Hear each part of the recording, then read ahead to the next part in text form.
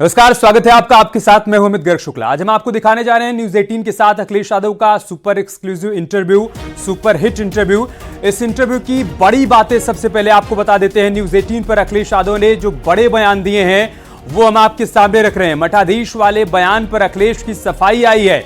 उन्होंने कहा है कि मठाधीश शब्द पर मेरा भाव गलत नहीं था, साधु संतों के खिलाफ मैंने नहीं कहा, यह अखिलेश यादव की तरफ से कहा गया।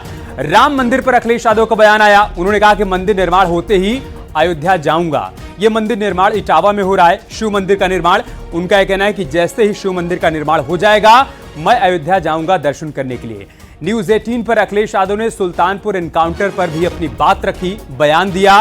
कहा मंगेश के एनकाउंटर पर सवाल उठे हैं, एसटीएफ का मतलब भी समझाया। उन्होंने कहा एसटीएफ मतलब स्पेशल ठाकुर फोर्स। ये कहा अखिलेश यादव ने। अपराधियों को सजा के लिए कोर्ट है। बुलडोजर एक्शन पर भी अखिलेश ने बयान दिया न्यूज 18 के मंच पर। उन्होंने कहा कि बुलडोजर न्याय का प्रतीक नहीं हो सकता है। लाल टोपी को लेकर भी न्यूज 18 के मंच पर अखिलेश यादव ने अपनी बात रखी, बयान दिया। कहा लाल रंग मां दुर्गा का है, लाल रंग सिंदूर का भी है। ये तमाम बातें अखिलेश यादव की तरफ से न्यूज 18 के मंच पर कही गई हैं। और ये इंटरव्यू विस्फोटक इंटरव्यू क्यों है, सुपरहिट इंटरव्यू क्यों है, पूरा इंटरव्यू देखने के बाद आपको पूरी कहानी समझ में आएगी। सीधा आपको अखिलेश यादव का न्यूज 18 के साथ सुपर एक्सक्लूसिव इंटरव्यू दिखाते हैं।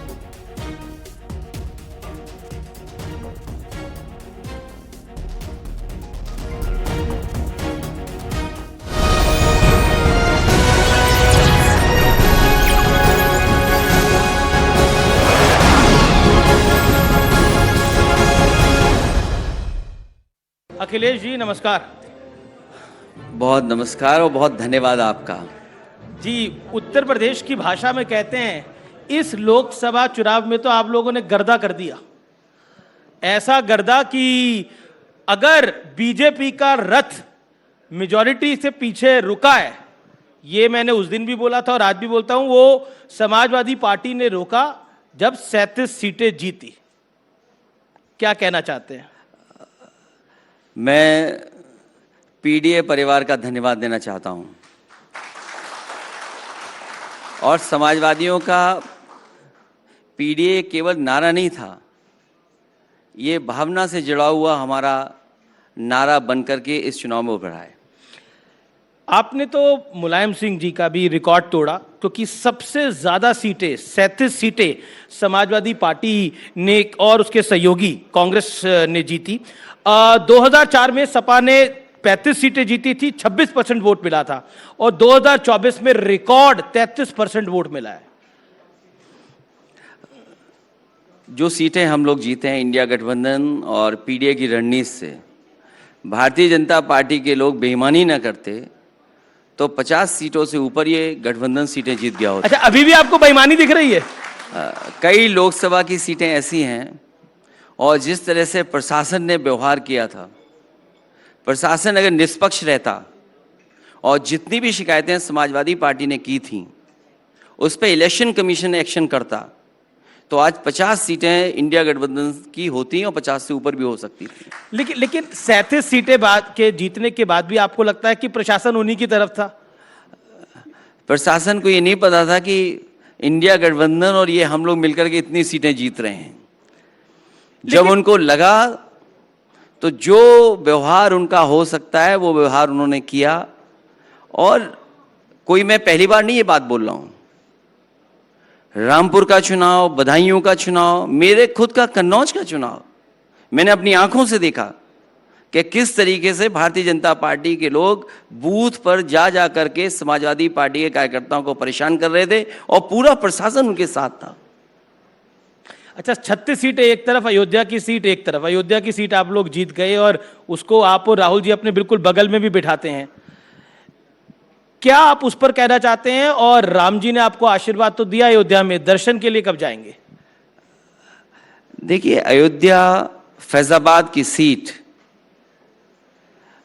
ये भारतीय जनता पार्टी की नाकामी रही जिसकी वजह से वो हारे हैं। और मैं बधाई देना चाहता हूं समाजवादी पार्टी के कार्यकर्ताओं का, जिन्होंने लगातार जनता का साथ दिया और उसका परिणाम ये हुआ कि अयोध्या की जनता ने, अयोध्या में भी आशीर्वाद समाजवादियों को मिला।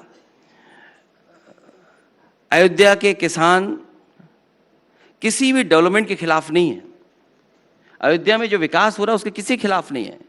और आप कल्पना करिए कि अयोध्या जैसी पावन धरती पर अगर जमीन को लेकर के भ्रष्टाचार हो रहा होगा तो सोचिए उत्तर प्रदेश में और जिलों में क्या हो रहा होगा। समय समय पे बताया गया कि किसान को मार्केट वैल्यू का उनका मुआवजा मिलना चाहिए, सरकार ने मुआवजा नहीं दिया। जो व्यापारी जिनकी दुकान सदियों से वहां पर थी बाजार, उनकी दुकानें तोड़ दी गई बुलडोजर से, उनको क्यों नहीं मार्केट वैल्यू से उनको मुआवजा मिला। या अन्य लोग जो रह रहे थे। अब आप देखिए हद तो यहां हो गई, जब से भारतीय जनता पार्टी अयोध्या हारी है, जो रेलवे की लाइन बन रही है उसका भी अलाइनमेंट चेंज कर दिया। पहले अलाइनमेंट ऐसी जगह से जा रहा था जहां पर बहुत ज्यादा किसी का नुकसान नहीं हो रहा था, लेकिन जैसे ही वो चुनाव हारे हैं दिल्ली से उन्होंने अलाइनमेंट बदलवा दिया और कहा वहां से लेकर के चलिए जहां पर आम जनता रह रही है। तो सोचिए ये अब रेलवे लाइन तो जहां से जानी थी वहीं से जाएगी। नहीं, शिकायत इस बात की नहीं है जी, शिकायत ये कि जहां से पहले अलाइनमेंट था आपने अलाइनमेंट क्यों बदला। अच्छा, आपने ये सवाल का जवाब नहीं दिया, राम जी के दर्शन के लिए कब जा रहे हैं? मैंने पहले भी कहा और फिर कहता हूं वही बात दोबारा, क्योंकि बात बार बार वही कही जाए तो अच्छी भी नहीं लगती है। जी, हमारा मंदिर भी निर्माण हो गया है लगभग पूरा। जैसे ही हमारे मंदिर का निर्माण हो जाएगा वहां का दर्शन करके सीधा मैं अयोध्या जाऊंगा। और फिर मंदिर आपका हमारा क्या, मंदिर तो सबका होता है। ये तो भारतीय जनता पार्टी को भी सोचना चाहिए था। निमंत्रण क्यों दिया आपने? अगर भगवान सबके थे तो आप निमंत्रण से कैसे बुला रहे थे? आप पाबंदी क्यों लगा रहे थे कि आज आप नहीं आएंगे दर्शन करने? चलिए अब मैं दूसरे नैरेटिव की तरफ आता हूं। एक नैरेटिव समूचे विपक्ष ने सेट करने की कोशिश की कि बीजेपी का शासन आएगा तो संविधान बदल देगा, आरक्षण को समाप्त कर देगा, और इस नैरेटिव का फायदा उत्तर प्रदेश में मिला भी। और आरक्षण तो कोई खत्म नहीं कर सकता, अब ये स्पष्ट है बात। अब आपको क्या लगता है ये नैरेटिव कहां जाता हुआ दिख रहा है 2027 के विधानसभा चुनाव में? हारने वाले तो यही कहेंगे ना कि अब आरक्षण नहीं खत्म हो सकता। हारने वाले क्या कहेंगे? और अभी कुछ दिन पहले आपने देखा था लैटरल एंट्री से जिन लोगों को नौकरी मिलने जा रही थी सरकार को अपने कदम पीछे हटाने पड़े। और लैटरल एंट्री कोई पहली बार नहीं हो रही थी, लैटरल एंट्री पहले भी हुई। क्या उसमें आरक्षण का जो मानक है वो माने सरकार ने? और कई ऐसे डिपार्टमेंट हैं जिसमें हजारों लोगों की लैटरल एंट्री हुई है। एग्रीकल्चर डिपार्टमेंट अगर हम देख लें केवल एक, उसमें न जाने कितने लैटरल एंट्री से एक्सपर्ट्स आए, क्या उसमें आरक्षण दिया गया? तो जो बात विपक्ष कह रहा था, जो समाजवादी लोग कह रहे थे, और समाजवादियों ने कोई पहले चुनाव में नहीं कहा, चुनाव शुरू होने से पहले जहां जहां पीडीए पंचायत की गई वहां पर हर जगह ये बात कही कि भारतीय जनता पार्टी की सरकार आएगी तो संविधान से खिलवाड़ होगी। आपको भी पता है कि आरक्षण कोई खत्म नहीं करने वाला नहीं, ये बात आज कह रहे हैं। मैं ये जानना चाहता हूं, जो वाइस चांसलर पूरा उत्तर प्रदेश जानता है कि जो वाइस चांसलर के अपॉइंटमेंट हैं क्या उसमें पीडीए परिवार के लोग हैं?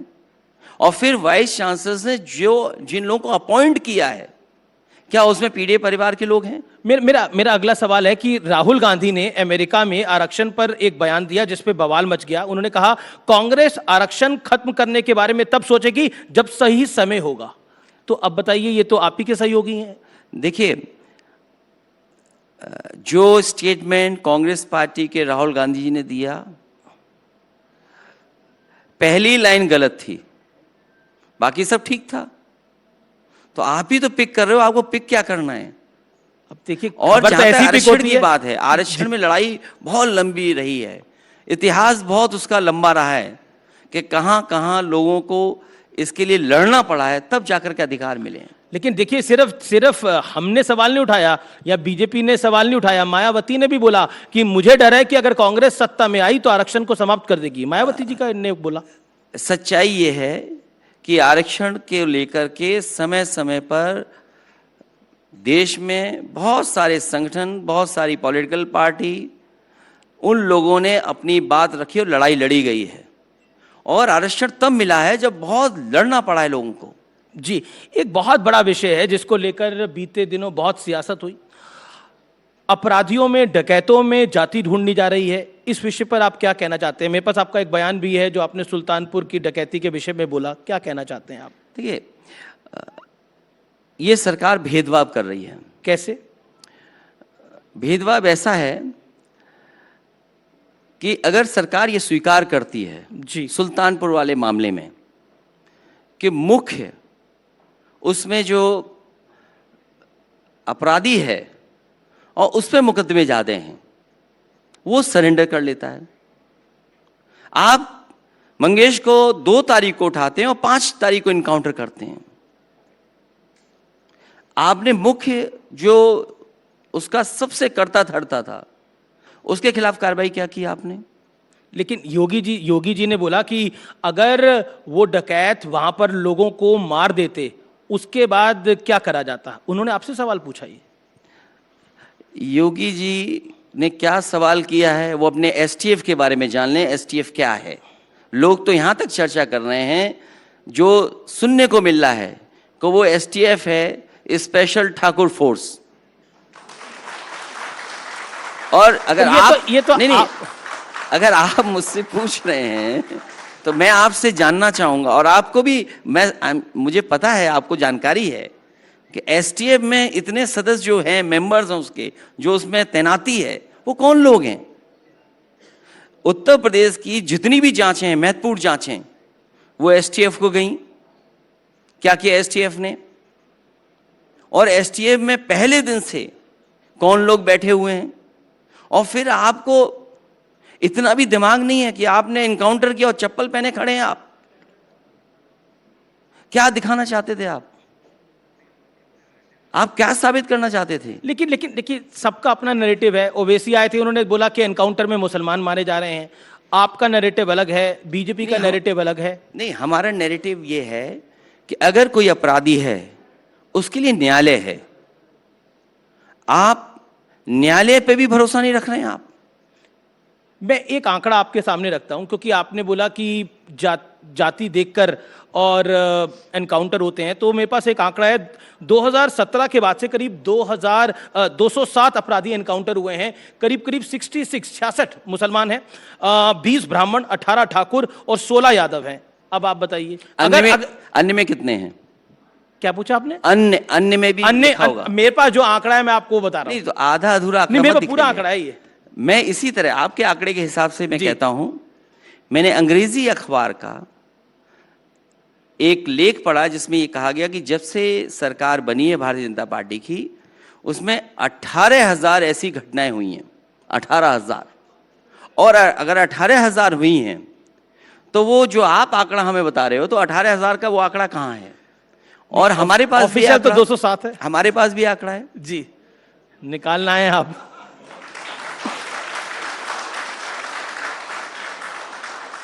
और वाकायदा हमने तो उसका ग्राफ भी बना दिया। जी, पहले तो मैं आपको ये बता दूं, इस आंकड़े के बाद दूसरा आंकड़ा बता दूंगा मैं। देश की जेलों में बंद विचाराधीन कैदी, जो सरकारी आंकड़ा है, वो ये बताता है कि कम से कम 84% लोग वही हैं केवल पीड़ित परिवार के। और जो उत्तर प्रदेश का आंकड़ा है जिसकी आप बात कर रहे हैं, फेक इनकाउंटर में मारे गए अपराधियों के आंकड़े, आप गिनिए कि इसमें पीड़ित कितने कुल मिलाकर के हैं। पिछड़े, दलित, मुसलमान भाई, आदिवासी कितने हैं? पर अखिलेश जी एक सवाल, काउंटर नहीं, सवाल। अगर वो आंकड़े आप बता दें मुझे। बिल्कुल, आंकड़े तो आपसे आंकड़े 60% वही लोग निकलेंगे। नहीं, पर अपराधी को पकड़ने से पहले उसकी जाति पूछनी चाहिए। आप क्या इस पक्ष में? आप पूर्व मुख्यमंत्री हैं उत्तर प्रदेश के। नहीं, मैं ये पूछना चाहता हूं, जो मुख्य अपराधी था, जिस पे मुख्य थे, धाराएं थी, जितना बड़ा पेज आप हाथ में लिए हो उतनी उसकी धाराएं थी उसके ऊपर, उसको आपने सरेंडर करा दिया। तो आपको सब एनकाउंटर फेक लगते हैं जितने यूपी में हो रहे हैं आजकल 2017 के बाद से? कानपुर में गाड़ी पलट गई, कौन यकीन करेगा सरकार पे कि गाड़ी अपने आप पलट गई? पर कोर्ट ने तो माना, कोर्ट में गया मामला, कोर्ट ने तो बोला कि ठीक है। क्या जनता ये स्वीकार कर रही है? ये बात जो आसपास लोग थे वो स्वीकार कर रहे हैं क्या? और फिर आजकल तो जमाना गूगल मैप का है। हमें और आपको ये कोशिश करनी चाहिए, थोड़ा फंड्स और एफर्ट्स लगा करके हमें आज गूगल मैप से सब पता लग जाएगा कि कब गाड़ी पलटी थी वो। तो आपको लगता है वो गाड़ी पलटाई गई थी? मैं जहां तक मुझे जानकारी है जी, जहां तक मेरी सोर्सेज कहती हैं कि गाड़ी पलटाई गई थी। और फिर जहां तक इनकाउंटर की बात है, आप अपने आंकड़े बता रहे थे, तो हमारे आंकड़े ठीक हैं कि आपके आंकड़े ठीक हैं? अब ये तो जनता तय करेगी, लेकिन मैंने तो आपको एनसीआरबी के आंकड़े तो आप मानेंगे नहीं, बिल्कुल एनसीआरबी के तो डाटा, एनसीआरबी का जो डेटा कहता है वो यही कहता है जो मैं कह रहा हूं। लेकिन सीएम योगी कहते हैं कि 2017 से पहले हर जिले में माफिया एक समांतर सरकार चलाता था, चाहे वो प्रयागराज हो, चाहे वो गाजीपुर हो, और माफिया की मौज मस्ती थी। लेकिन मेरे आने के बाद मेरी सरकार की ठसक इतनी है कि माफिया कहते हैं कि अब उत्तर प्रदेश में नहीं जाना। किसी भी मुख्यमंत्री ने जेल में जाकर के माफिया के साथ कॉफी चाय नहीं पी होगी, और उत्तर प्रदेश का कोई मुख्यमंत्री अपने मुकदमे वापस नहीं लिया होगा। और फिर आज तो 7 साल हो जाएंगे लगभग सरकार के। उत्तर प्रदेश को वो सूची जारी करनी चाहिए जिसमें टॉप 10 माफिया है प्रदेश के। क्या सरकार कभी भी टॉप 10 माफियाओं का सूची जारी करेगी? यही जो नेगेटिव नैरेटिव है जो बीजेपी कोशिश करती है बनाने का, जी, इसीलिए चुनाव हार रही है। उत्तर प्रदेश का वोट पॉजिटिव पॉलिटिक्स पे पड़ा था, नेगेटिव नैरेटिव पे नहीं पड़ा था, इसीलिए भारतीय जनता पार्टी हारी है। एक आपने बयान दिया जिसकी बड़ी चर्चा है आजकल, माफिया और मठाधीश में कोई फर्क नहीं होता, जिसके बाद कई साधु संतों ने इसके विरोध में बयान दिया। इसको आप कैसे देखते हैं? आप तो बहुत वरिष्ठ पत्रकार हैं और हर शब्द का एक भाव होता है। अगर मैं ये कहूं कि आप पत्रकारों के सबसे बड़े मठाधीश हैं तो आपको कैसा लगेगा?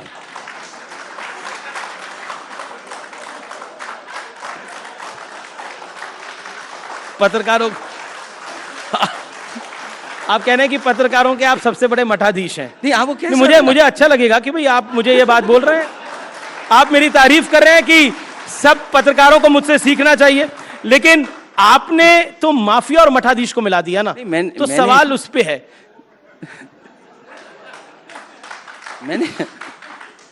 मेरा भाव गलत नहीं था। नहीं, मैं बिल्कुल आपके भाव को अच्छे से समझ रहा हूं। आपको कैसा लगा? मैंने तो बोला मुझे तो अच्छा लगा, मैंने तो बोला मुझे अच्छा लगा। अच्छा, अगर आप ये बात, मैं तो आपका भाव अच्छा ही मान के बोल रहा हूं, मुझे अच्छा लगा। तो नहीं, आपने तो गलत भाव से नहीं बोला था। तो मैं अगर ये कहूं आपको कि आप पत्रकारों के सबसे बड़े मठाधीश हैं तो कैसा लगेगा आपको? तो पर मैंने भी आपसे सवाल पूछा, माफिया और मठाधीश को मिला देंगे तो फिर आप तो कईयों को तो बुरा लगेगा। आप देखिए उत्तर प्रदेश में जी, जब से भारतीय जनता पार्टी की सरकार बनी है, बड़ी संख्या में साधु संतों की हत्या हुई है। मुझे याद है नरेंद्र गिरि जी अखाड़ा परिषद के अध्यक्ष थे जी, और कोई समय ऐसा नहीं गुजरता था जब वो लखनऊ आए और मुझसे मिल करके ना जाएं। सोचिए, उनकी हत्या हो गई। रायबरेली में एक साधु संत थे, उन्हें उल्टा लटका दिया गया था। लखनऊ में एक हिंदू वाहिनी के नेता थे, हिंदू सभा के, उन्हें मार दिया गया था। तो ये सब क्या था? और फिर मैंने किसी साधु संत के खिलाफ नहीं बोला है, मैंने तो केवल मठाधीशों के खिलाफ बोला है। इसमें बुरा किसको लग रहा है? मैं किसी भी साधु संत के खिलाफ नहीं बोला है मैंने। मैं आज भी जानते हैं आपका निशाना कहां था। मैं पहले भी इतने भोले नहीं है अखिलेश जी, आप भी जानते हैं आपका निशाना कहां है। नहीं, तो मैंने उनके खिलाफ नहीं बोला। मैंने सुना और देखा है कि वो हमारे पुतले जलाए जा रहे हैं। पूरे उत्तर प्रदेश में 6 पुतले जले हैं। अरे यार, हमें कहें तो हम 30 आधे घंटे में 600 पुतले जलवा दें।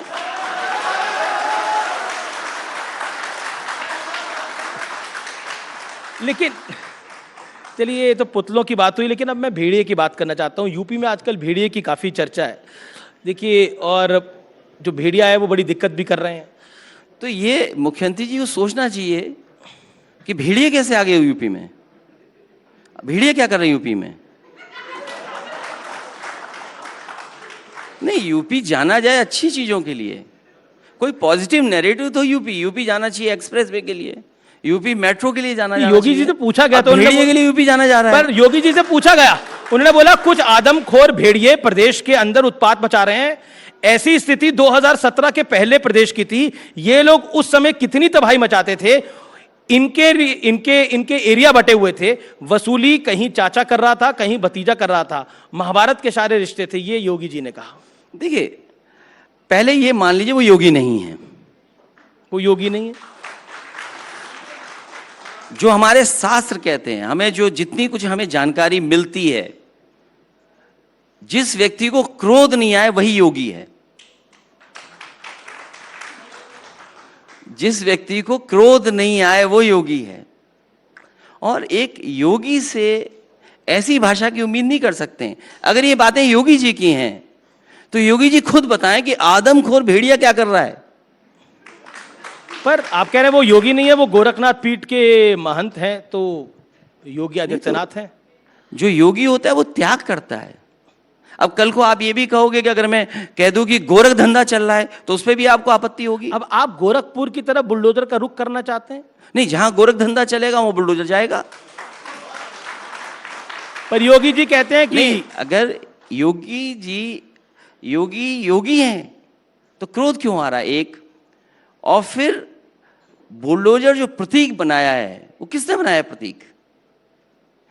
सच्चाई ये है कि जो लोग ये कहते थे कि डबल इंजन की सरकार है, उससे ध्यान हटा रहे हैं। ये जो डबल टकराव चल रहा है दोनों के बीच में, उससे ध्यान हटाने के लिए इस तरह का व्यवहार है।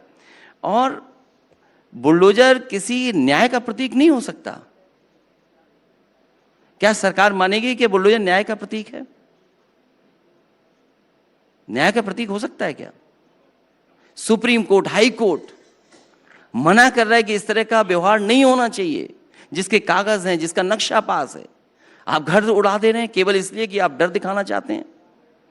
बहुत सारे बिल्डिंग्स लखनऊ में, आप भी तो गोरखपुर की तरफ आप बुलडोजर करना चाहते हैं।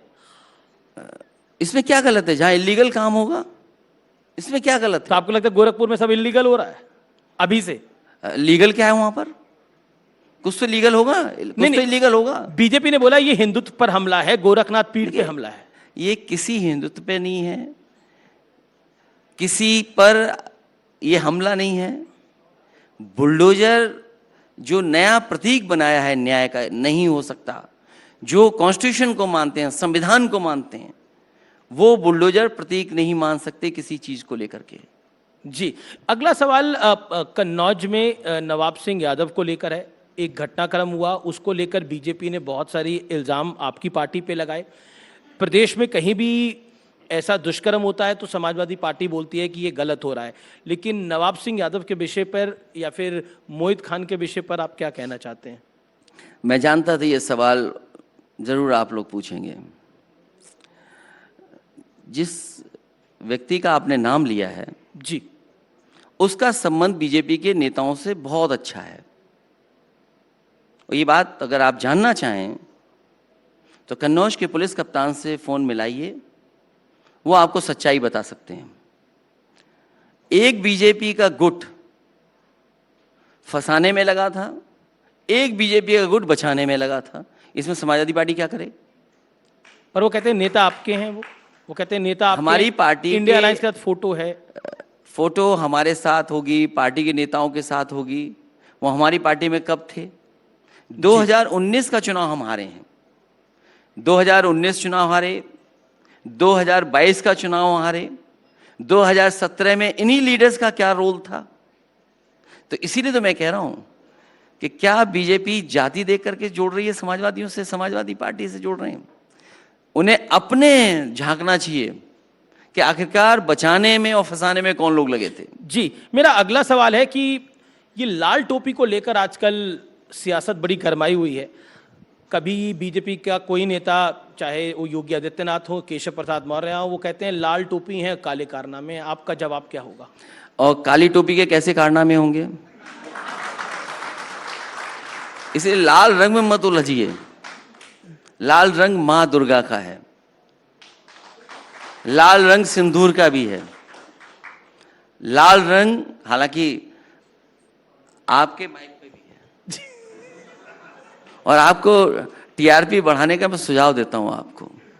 अच्छा, अगर इसकी टीआरपी 5 गुना बढ़ानी है आपको, जो पीडीए परिवार है 90%, उसकी जितनी बात करेंगे उतनी टीआरपी आपकी बढ़ जाएगी।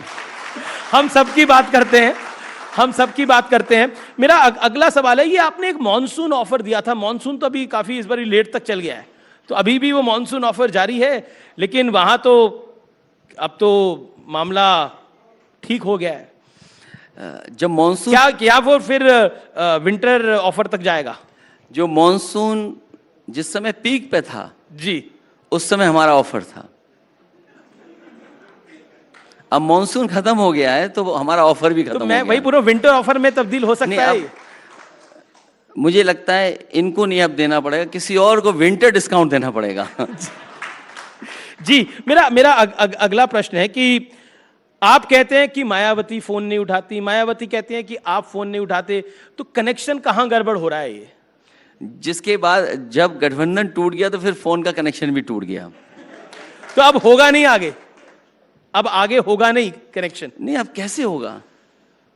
लेकिन इंडिया अलायंस को लेकर आप क्या भविष्य देखते हैं? हरियाणा में आपने सीटें मांगी थी, सीटें आपको नहीं मिली हैं, कैसे देखते हैं आप इसको? देखिए, हरियाणा में समाजवादी पार्टी का संगठन बहुत अच्छा नहीं है, लेकिन समाजवादी पार्टी के पास फेसेस बहुत अच्छे थे जो समाजवादी पार्टी के चुनाव चिन्ह पर लड़ना भी चाहते थे या समाजवादी पार्टी के सहयोग से लड़ना चाहते थे। समाजवादी पार्टी की कोशिश थी कि कांग्रेस के साथ अलायंस में जाएं, लेकिन क्योंकि हमारा ये मानना है सीट से ज़्यादा जीत महत्वपूर्ण है, सीट से ज़्यादा हमारी जीत महत्वपूर्ण है, इसलिए हरियाणा से हमारी पार्टी ने ये तय किया है कि हम गठबंधन, इंडिया गठबंधन के साथ हैं। जी, और मेरा अगला सवाल है कि ये सैम पित्रोदा हैं, उन्होंने बोला अब राहुल गांधी पप्पू नहीं है, उनके पास विजन है, वो पढ़े लिखे हैं, और क्या आपको भी लगता है कि राहुल गांधी की छवि अब तेजी से बदल रही है अकॉर्डिंग टू सैम पित्रोदा? पूरे देश में सब कुछ बदल रहा है। देखो, बीजेपी भी बदल रही है, कितनी कमजोर होगी बीजेपी, लेकिन अभी भी फुल मेजॉरिटी तो है एनडीए के पास। देखो, दिल्ली लखनऊ में जो डबल इंजन की सरकार थी, वो डबल इंजन कहाँ है? वो टकरा रहे हैं, तकरार चल रही है एक दूसरे में। लेकिन मेरा अगला प्रश्न है कि राहुल गांधी ने अमेरिका में बोला कि देश में सिख भाई हमारे जो हैं वो पगड़ी नहीं डाल सकते, करा नहीं डाल सकते, इस बयान से आप सहमत हैं? देखिए, हमारे देश में सबसे अच्छी खूबसूरती यही है कि हम सब धर्मों को मानते हैं। हमारे देश की यही खूबसूरती है कि हम हर एक को स्वीकार करते हैं। लेकिन आज एक मंत्री हैं, उन्होंने बोला कि राहुल गांधी नंबर 1 के आतंकवादी हैं, टेररिस्ट हैं। बिट्टू हैं बीजेपी सरकार में मंत्री, वो पहले कांग्रेस में थे जी। अब वो क्यों ऐसा कह रहे हैं, ये बता पाना मुश्किल है। चलिए, आखिरी राउंड है, आपको मैं कुछ तस्वीरें दिखाना चाहता हूं, तस्वीरें दिखा देते हैं। पहली तस्वीर देखते हैं किसकी आती है। भेड़िए की तस्वीर आई है। ये यूपी में क्या कर रहा है? अगली तस्वीर रामलला की मूर्ति। मैं दर्शन करने जाऊंगा अपने मंदिर के दर्शन होने के बाद। जी, अगली तस्वीर देख लेते हैं। केशव प्रसाद मौर्य। ये प्रसाद किसको दे रहे हैं कि ले रहे हैं प्रसाद?